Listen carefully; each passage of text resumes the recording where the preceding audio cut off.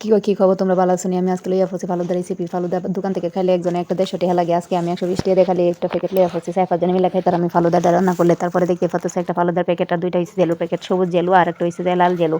এখানে আমি সবুজ জেলোটার মধ্যে একটু পানি দিয়ে সেটা চুলার মধ্যে ভালো করে বলক কুটাইবার লাগিয়া দিয়া দিছি। বলক টলক কুটলে ভালোভাবে চিনিটা গললে পরে এই সবুজ জেলোটারে আমি একটা বাড়িতে রাইখা দেম আলাদা করে, ঠান্ডা হইতো। তো ঠান্ডা হইলে পরে কি করবা, এটা একটু দেখবেন চাকা চাকা হয়ে যাবো গা। তখন এই যে দেখতেই পারতেছেন যে আমি ভালো করে চিনিটা গলায় লইতাছি। বলক আসা পর্যন্ত আমি অপেক্ষা করবো, চিনিটা না গললে আবার হইতো না।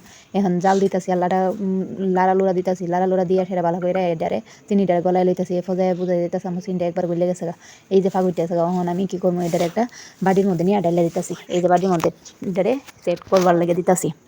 এখন বাড়িটার মধ্যে ডাইলা দিছি, ডাইলা দেওয়ানোর পরে এটা একটু রাইখা দিতেছি ঠান্ডার মধ্যে।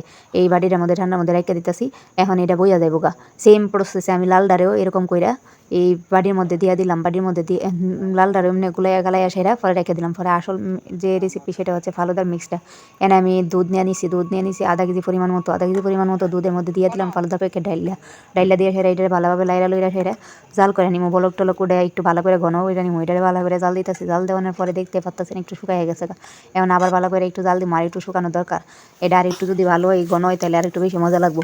এই পর্যায়ে এটারে আমি রাইখা দিলাম, আস্তে আস্তে একটু হইতে থাকুক। এইভাবে পর্যায়ে দেখতেই পাচ্ছেন না আমি সবুজটারে যে বসাইছিলাম লালটারে এমনি দিছিলাম দুটোটাই সেট হয়ে গেছে। তখন আমি একটা ছুরির সাহায্যে এটারে ভালো করে পিস করে টুকরা করে নিতেছি। এটারে আমি সার্ভ করতে গেলে যেন সুবিধা হয়।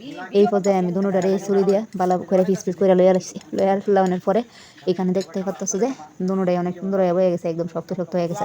আর না আমি কলা নিছি, আপেল নিছি, আর আনা নিছি, আঙ্গুর নিছি। আপনারা পছন্দ মতো ফল দিয়ে সেটা ডেকোরেশন করে লাগবেন, যে যেটা পছন্দ করেন বেশি এটা দিয়েই করবেন।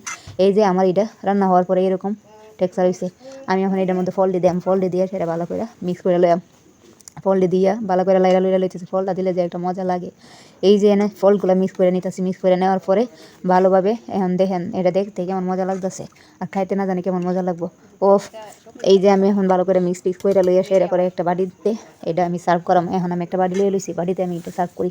এই যে একটু দিয়ে দিলাম ফালুদার মিক্স দিয়ে দেওয়ার পরে আমি একটু জেলও দিয়ে দিলাম। এখানে যে যতটুকু খাইব ওরে ওটুকু দিবেন। আমি তো নিজে রান্না করছি তাই একটু ভালো করে নিতেছি। এখানে ফল টল মিক্স করে পরে বাটির মধ্যে ফালুদা মিক্সটা দেওয়ার পরে এখানে লাল জেলো একটু দিয়ে দিতেছি।